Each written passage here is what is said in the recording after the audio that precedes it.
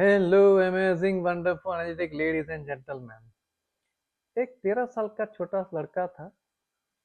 उसके parents middle class family से मेहनत मजदूरी करते थे और अपना घर का गुजारा करते थे। एक दिन उसके पिताजी उसके पास आते हैं, उसको बोलते हैं कि एक पुराना टी शर्ट लेके आते हैं। बोला इसका कीमत क्या हो सकता है? बच्चा बोलता है तो मे भी $1 हो सकता है। पिताजी बोलते तुम अगर उसको $2 में बेच दोगे तो हमारी थोड़ा मदद हो जाएगी। बच्चा बोलता मैं कोशिश कर सकता हूँ, गारंटी तो नहीं देता हूँ। बच्चा कपड़ा लेता है, अच्छी तरह से धोता है, सुखाता है। उनके पास आयरन तो है नहीं, तो लकड़े से उस पर पूरा प्रेस जैसा करता है और अच्छी तरह से उसको फोल्ड करके फिर क्राउडेड जगह पे जाता है, रेलवे स्टेशन पे जाता है, मार्केट में जाता है।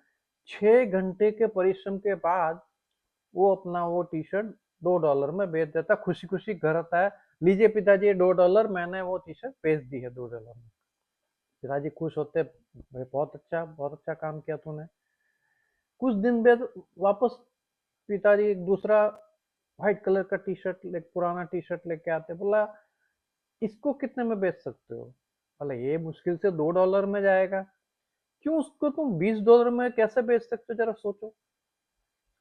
वो सोचता है कि अरे $20 तो इसका बहुत ज्यादा हो जाएगा, कैसे ये सकता है। फिर उसको थोड़ा सोचता है कि इसको मैं कैसे अलग तरीके से बेच सकता हूँ। उसके बड़े कजिन से उसकी हेल्प लेता है। उस पे डोनाल्ड डक और मिकी माउस का पेंटिंग करवाता है। और फिर वो एक स्कूल में जाता है जहाँ प्रेस घर के बच्चे पढ़ते हैं। तो वहाँ एक बच्चे को टी शर्ट बहुत पसंद आ जाता है और वो बच्चा वो टी शर्ट खरीद लेता है $20 में। $5 का ऊपर से टिप भी देता है। तो $25 वो उस टी शर्ट के कमाता है और खुशी खुशी दौड़ता हुआ घर आता है, लीजिए पिताजी ये $25 आपके पूरे महीने की तनख्वाह मैं आज एक दिन में कमा के आपको दे रहा हूँ। पिताजी भी खुश होते, बहुत अच्छा काम किया तूने और ऐसी अच्छी तरह से काम करते रहो।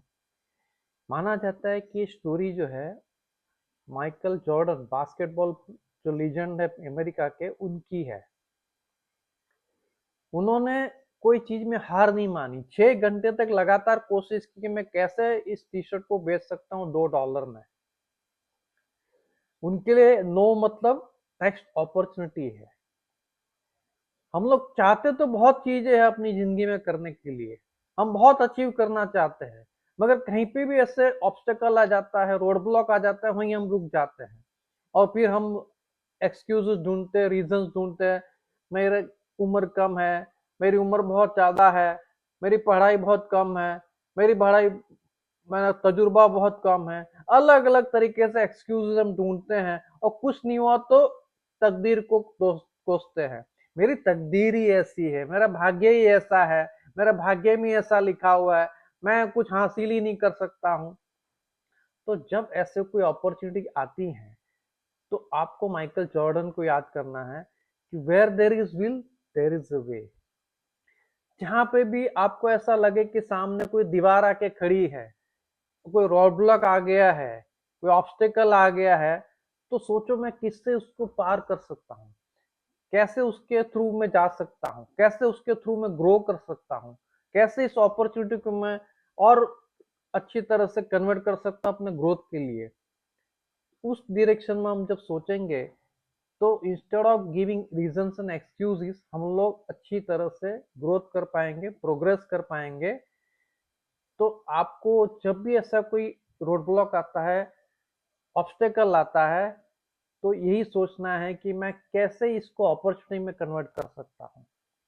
और उस तरह से अलग अलग आपके दिमाग में ऑटोमेटिकली अलग अलग तरीके मिलने शुरू हो जाएंगे, अलग अलग ऑल्टरनेटिव आपके दिमाग में आ जाएंगे कि कैसे इस मुश्किल को, कैसे इस रोड ब्लॉक को मैं अपॉर्चुनिटी में कन्वर्ट कर सकता हूँ और अच्छी तरह से ग्रो कर सकता हूँ। तो इसी तरह से आप कोई भी ऑब्स्टेकल को अपॉर्चुनिटी में कन्वर्ट कीजिए और अच्छी तरह से ग्रो कीजिए। So thank you very much for your patient watching. Thank you, thank you, thank you. Spread your love and energy wherever you go. Thank you, thank you, thank you.